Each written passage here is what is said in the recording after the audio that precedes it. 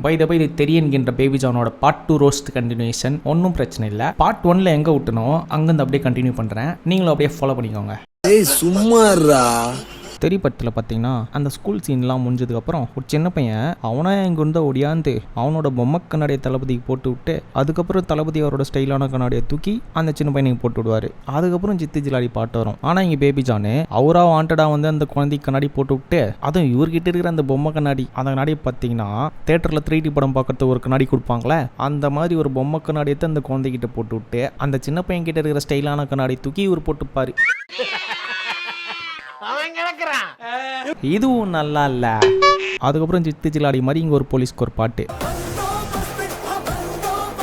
இந்த பந்தோபஸ்து பாட்டில் பார்த்தீங்கன்னா பின்னாடி இருக்கிற போலீஸ் டான்சர்ஸ்க்குலாம் போலீஸ் காஸ்டியூம் கொடுத்தலா ஓம் சக்தி காஸ்டியூம் கொடுத்துருப்பாங்க.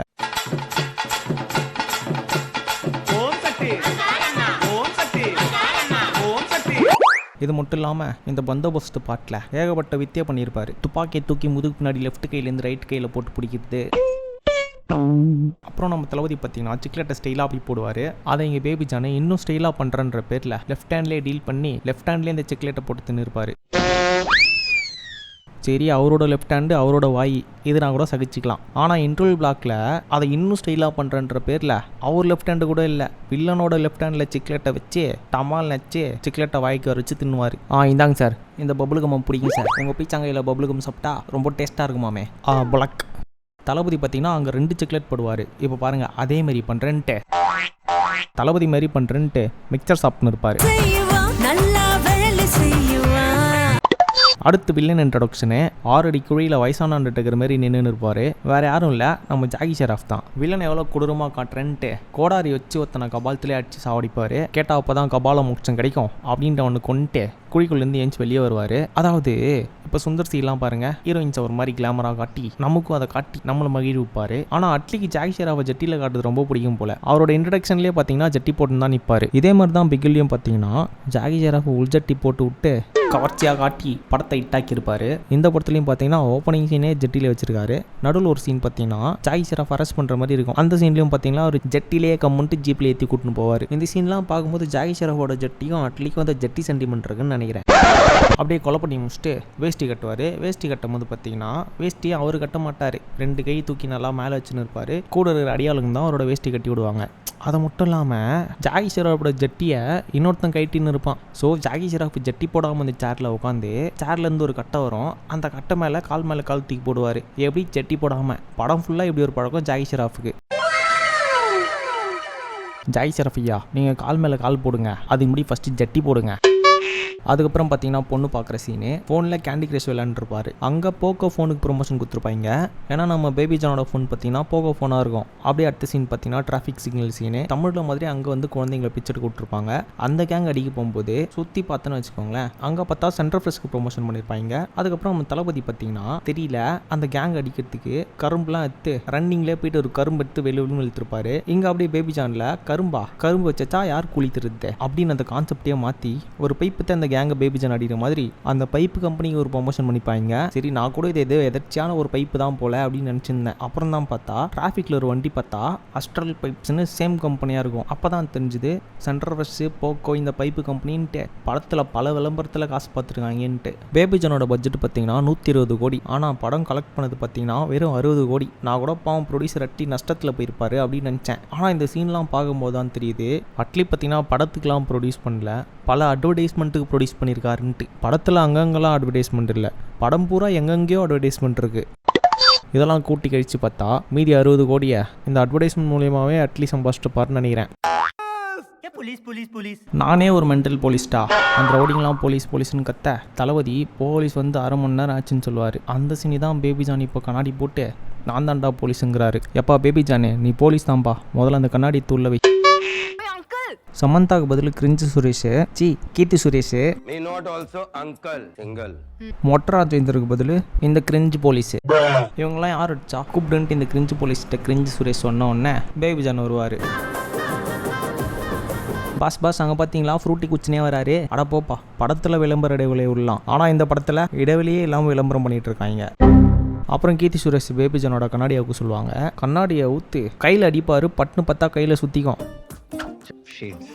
இந்த ஷேட்ஸை பார்த்ததும் என் சின்ன வயசு ஸ்கேல் ஞாபகம் வந்துச்சு. அதாவது 90s கிட்ஸ்க்குலாம் தெரியும், ஒரு ஸ்கேல் இருக்கும். அந்த ஸ்கேலை நம்ம கையில் அடித்தா கையில் பேண்டு மாதிரி சுற்றிக்கும். நம்ம ஸ்கேலை கையில் வச்சு ரோல் பண்ணிக்கிற மாதிரி இந்த கண்ணாடியை கையில் வச்சு ரோல் பண்ணிக்கிறாரு. அதுக்கப்புறம் வில்லன் ஜாக்கி ஷெராஃபோட பையன் பார்க்கவே நம்ம ஏலியன் மாதிரி இருக்காரு. கழுத்தில் பார்த்தீங்கன்னா ஒரே நாக்கு பூச்சி, மூக்கில் பார்த்தீங்கன்னா மூக்குத்தி, நாக்கு மட்டும் 2 இருந்துச்சுன்னா நம்ம ஏலியனே தான். ஏலியன்ஸ் என்னோட நாக்கை கட் பண்ணலான்னு இருக்கேன், ஏன்னா இது சின்னதாக இருக்கு, இன்னும் பெருசாக கட் பண்ணலான்னு இருக்கேன். ஏன் ஏலியனே பேசாமல் குஞ்சு கட் பண்ணிக்கலாம்ல, உலகத்திலே 2 குஞ்சு இருக்கிற ஒரே ஆள் நீயாக தான் இருப்பேன். தெரியல விட பார்த்தீங்கன்னா அதில் வில்லனோட பையனை பார்த்தீங்கன்னா குடிச்சிட்டு ஊர் பொறுக்கிட்டு இருக்க மாதிரி காட்டிருப்பாங்க. ஆனால் இதில் ஒரு பொறுப்பை ஒப்படைச்சி ஃபைனான்ஸ் மினிஸ்ட்ரி கேண்டிடேட்டாக காட்டிருக்காங்க. என்னடா உம்மா கொடுக்குற, என்ன குறுகுறுன்னு பார்க்குற?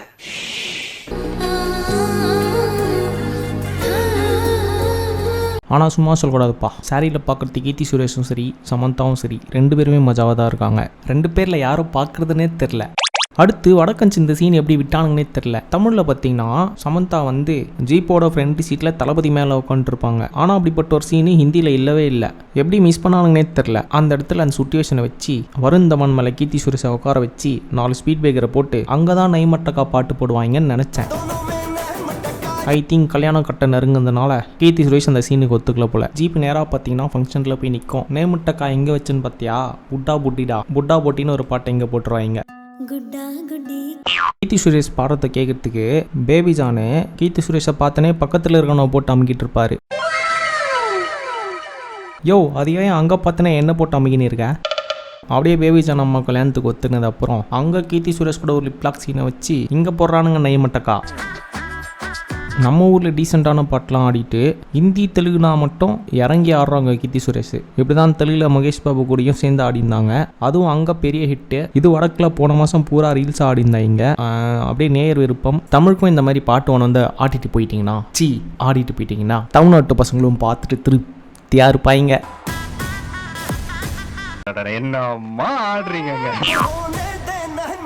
ஏன்டா ஏன் அப்படி குளுக்குற? நீ குளுக்கல பார்க்குற எனக்கே கிருட்டுன்னு மண்டை சுத்துதுரா. பாவண்டா என் தலைவி. பாட்டிலே பார்த்தீங்கன்னா தலைவி டிக்லோனாலாம் விளையாடி இருப்பாங்க.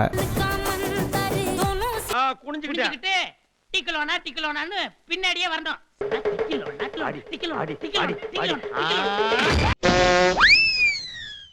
அதுக்கப்புறம் தமிழில் ஐடி வேலை செய்கிற ஒரு பொண்ணு காணாமல் போயிடும். அதை கம்ப்ளைண்ட் பண்ணுறதுக்கு அந்த அப்பா வருவார். அந்த அப்பா யாருன்னு பார்த்தா காளி வெங்கடேஷ். தமிழில் பார்த்தீங்கன்னா ஓ அப்படியா விஷயம் அப்படிங்கிற மீன் டெம்ப்ளேட்டில் வர தாத்தா வருவார். அந்த தாத்தா வந்து வயசானவர், என்னால் என்ன பண்ண முடியும் அப்படின்ட்டு விஜயகுமார்கிட்ட சொல்லவே விஜயகுமார் மறுநாள் அந்த ரேபிஸ்ட்டை போட்டு தள்ளுவார். ஆனால் இங்கே காளி வெங்கடேஷை இன்னும் பாவமாக காட்டுறதுக்காக ஓமியாக்கி வச்சுருக்காங்க. இதில் ஒரு விஷயம் பார்த்தீங்கன்னா தமிழில் அந்த தாத்தா வந்து பார்க்கறதே காளி வெங்கடா தான் இருக்கும். அதாவது அந்த தாத்தா வந்து காளி வெங்கட்டுக்கு தான் ஃபர்ஸ்ட் கம்ப்ளைண்ட் தருவார். அப்புறம் தான் விஜயகுமார் போய் பார்ப்பாரு. ஆனால் ஹிந்தியில் காளி வெங்கட்டே அந்த தாத்தாவாக்கி ஊமையாக்கி உட்கார வச்சிருக்காங்க. அப்புறம் பேபி ஜானு ஸ்கூல் பொண்ணை போய் தேடுவார். அந்த ஸ்கூல் பொண்ணை பார்த்தீங்கன்னா இப்போதான் கொஞ்ச நேரத்துக்கு முன்னாடி நம்ம ஏலின்னு அந்த பொண்ணை கொளுத்திட்டு பேபி ஜான் எப்படி இருக்கா அந்த பக்கம் ஏலின்னு கொளுத்திட்டு போயிருப்பாரு. அதாவது கொஞ்ச நேரத்துக்கு முன்னாடி தான் அந்த அக்யூஸ்ட் அங்கேருந்து எஸ்கேப் ஆயிருப்பான். இதே தமிழில் பார்த்தீங்கன்னா அந்த ஐடி பொண்ணு எங்கேயோ ஒரு இடத்துல யாருமே இல்லாத இடத்துல இருந்து எடுப்பாங்க. ஆனால் ஹிந்தியில் பார்த்தீங்கன்னா கண்ணுக்கு முன்னாடி தெரிஞ்ச குற்றவாளியை கோட்டை விட்டுருப்பாரு பேபி ஜானு. அதுக்கப்புறம் பேபி ஜானு ஏலியனை அரெஸ்ட் பண்ணுறதுக்கு ஜாய் ஷெராஃபை பார்க்க போவார். இந்த மாதிரி உன் பையன் தான் அக்யூஸ்ட்டு, அவன் எங்கன்னு கேட்டால் சுருட்டு போச்சுன்னா பேபி ஜான் மூஞ்சில் முட்டோடுவார். வாவ். தமிழில் அந்த அக்யூஸ்ட்டை பிரிட்ஜு கடையில் கட்டி தொங்க விட்டு தளபதி மாசா ஜீப் மேலே உட்காந்துருப்பாரு. ஆனால் இங்கே அந்த சீனையே வேற மாதிரி மாற்றி ஒரு சிகரெட்டை கொளுத்தி போட்ட உடனே ஒரு வெக்கப்போருக்குள்ளேருந்து அந்த ஏலியன் ஓடியாருவான். யோ ஏலியனே, அதான் உன் காலை கட்டவே இல்லைல்ல, அப்புறம் நேரத்துக்கு கொளுத்துனதுக்கு அப்புறம் கொளுத்துறதுக்கு முன்னாடியே ஓடி இருக்க வேண்டியதானே. ஏய் இந்த ஏலியன் படுறா வைக்கப்போருக்குள்ளேருந்து ஓடியாடுறான். தமிழில் ஆமி ஜாக்சன் வெறும் டீச்சராக மட்டும் வருவாங்க. ஆனால் இந்தி ஆமி ஜாக்சனு டீச்சர் மட்டும் இல்லாமல் உயரம் ஏறுதல், நீளம் தாண்டுதல் இந்த ட்ரைனிங்லாம் முடிச்சு ஒரு அண்டர் கிரவுண்ட் காப்பாக வந்திருப்பாங்க. ஆனால் இந்த அண்டர் கிரவுண்ட் காப்புக்கும் படத்துக்கும் என்ன சம்மந்தம்னு கேட்டிங்கன்னா ஒரு சம்மந்தமும் இருக்காது. அப்போ அந்த கயிறு ஏறுதல், சேத்துலே சிக்கின்னு தவழுதல் இதெல்லாம் வேஸ்ட்டு தானா? அப்புறம் ஜாகி ஷெராஃப் அவரோட பையன் ஏலியன் இறந்ததுக்கு திதி கொடுக்க உட்காந்துருப்பாரு. அப்போ பேபி ஜான் எங்கிருந்தோ வந்து அந்த செரிமனியை ஸ்டாப் பண்ணி வாங்க ஜெயிலுக்கு போகலாம் ஜாகி ஷெராஃப் அப்படின்னு வழங்கும் போல ஜாகி ஷெராஃபோட வேஸ்ட்டை ஊறிடுவார். இந்த படத்துலேயே இது 2வது சீனு ஜாகி ஷெராஃப் ஜட்டியோட நடக்குது. அப்படி அட்லீக்கும் ஜாகி ஷெராஃபும் அப்படி என்ன தான் ஜட்டி சண்டி மட்டும் தெரில. ஜாகி ஷெராஃபை ஜட்டியோட நடக்க விட்டா படம் இட்டுன்ட்டு யாரோ அட்டிட்டு சொல்லியிருக்காங்கன்னு நினைக்கிறேன். ஓ இதுக்கு முன்னாடி ஒரு அசிங்கப்பட்டதே இல்லையாமா? எல்லா படத்துலையும் ஜட்டியோட தானே சுற்றின்னு இருப்பாரு. மீண்டும் பல வருஷத்துக்கு அப்புறம் ஜாய் ஷெராஃப் பேபி ஜானை பழி வாங்குறதுக்கு வருவார். எதையோ திங்குமே அதே உடம்புலாம் பூசிட்டு வந்திருக்காரு பாருங்களேன். எது திங்கிற மாதிரி பண்ணி. அப்புறம் கிளைமேக்ஸில் பேபி ஜானோட பொண்ணு டீச்சர் உட்பட பல பெண்களை கடத்தி நாடு கடத்தலான்ட்டு ஜாய் ஷெராஃப் கப்பலில் ரெடியாக வச்சிருப்பாரு. அவங்கள காப்பாத்துறதுக்கு பேபி ஜான் வருவார். வந்த பேபி ஜானை கட்டி அந்தத்துல தொங்க விட்டுருவாங்க.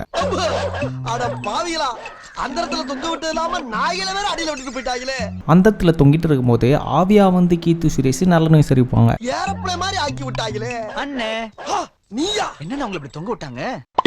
தொங்கி இந்த பேபி ஜானு கீர்த்தி சுரேஷோட உற்சாக பேச்சை கேட்டு அவர் தொங்கி இந்த கேரை அவரே துப்பாக்கி வச்சு சுட்டு அங்கிருந்து தப்பிச்சு போயிட்டு தொங்கி இருக்கிற ஒரு கண்டெய்னர் உள்ள புந்துப்பாரு. அந்த கண்டெய்னர் எல்லாரும் சராமரியா சுடுவாங்க. கண்டெய்னர்ல ஓட்ட ஒழுமே தவிர உள்ள இருக்கிற பேபி ஜானுக்கு ஒண்ணுமே ஆகாது. கண்டெய்னருக்குள்ள இருந்து குதிரையோட வெளியே வருவாரு. அதுல குதிரைக்கும் ஒன்னும் ஆயிருக்காது, அவருக்கும் ஒன்னும் ஆயிருக்காது. கிளைமேக்ஸில் பார்ட் 2க்கு லீட் கொடுக்க பாய்ஜான் வருவார். பாய்ஜான் வந்து எதனா பெருசாக மாஸ் டெய்லாக் பேசுவார்னு பார்த்தா ஹாப்பி பொங்கல், ஹாப்பி போகி, ஹாப்பி காதலர் தினம், ஹாப்பி உழைப்பாளர் தினம் அப்படின்ட்டு வாழ்த்துக்கள் சொல்லின்னு இருப்பார். Happy Diwali, happy Mahashivratri. ஏய் சும்மாறா. Happy Diwali, happy Mahashivratri, happy Pongal.